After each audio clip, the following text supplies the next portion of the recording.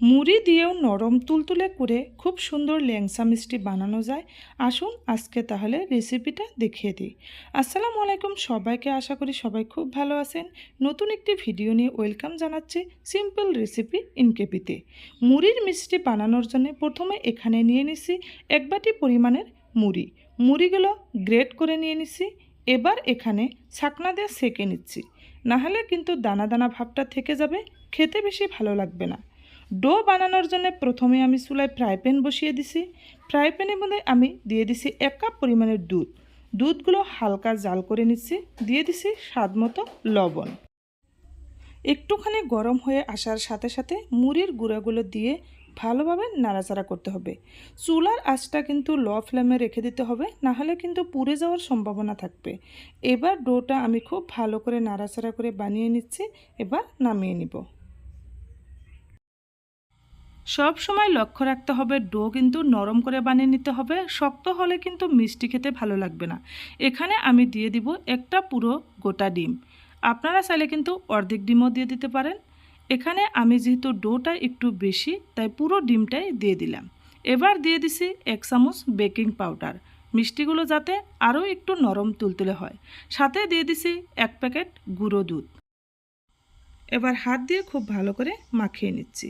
যেহেতু কাঁচা ডিম দিয়ে দিছি, একটুখানি সেন্ট আসার চান্স আছে, তাই আমি দিয়ে দিছি গাওয়া ঘিগুলো দিয়ে আরও একটু সময় খুব ভালো করে হাত দিয়ে মাখিয়ে মিষ্টির জন্য উপযুক্ত করে নিব। যত হাত দিয়ে মাখিয়ে নিতে হবে ততই কিন্তু খেতে দারুণ লাগবে। খুব সুন্দর একটি রেসিপি। যদি আমার এই রেসিপিটা ভালো লেগে থাকে নিশ্চয়ই লাইক, কমেন্ট, শেয়ার এবং ফলো করবেন। যদি ইউটিউব থেকে ভিডিওটি দেখছেন নিশ্চয়ই আমার চ্যানেলটি সাবস্ক্রাইব করে পাশে থাকবেন। এবার মিষ্টিগুলো আপনাদের অনুযায়ী যে যেভাবে শেপ দিয়ে খেতে ভালো পায় সেইভাবেই শেপটা কিন্তু দিতে পারবেন। এখানে আমি লম্বা শেপে প্রায় 13 থেকে 14টা মিষ্টি বানিয়ে নিছি। এবার বানিয়ে নিচ্ছি চিনির শিরা। প্রথমে দিয়ে দিছি জল, সাথে দিয়ে দিছি 2টা সাদা এলাচ। এবার দিয়ে দিছি 1 বাটি চিনি দিয়ে আমি মিষ্টির শিরাটা বানিয়ে নিয়ে সাইডে ঠান্ডা হওয়ার জন্য রেখে দিছি। এবার দিয়ে দিছি চুলায় একটা লোহার কড়াইতে এই মিষ্টিগুলো ভাজলে তলে আর লেগে ধরে না, তাই আমি লোহার কড়াইটাই ইউজ করছি। প্রথমে সাদা তেল দিয়ে দিছি। তেলটা কিন্তু হাতের আঙুল দিয়ে দেখে নেবেন, কারণ বেশি গরম হলে মিষ্টিটা ফেটে যাবে। তাই একটুখানি গরম হওয়ার সাথে সাথে মিষ্টিগুলো দিয়ে এইভাবে খুব ভালো করে ভেজে নিতে হবে। প্রথমে আমি কয়টা মিষ্টি ভালো করে ভেজে নিলাম, এবার আরও কয়টা মিষ্টি আমি দিয়ে দিছি। খুব সুন্দর করে লাল লাল করে ভেজে নিব, যাতে কালারটা আরও একটু ভালো আসে।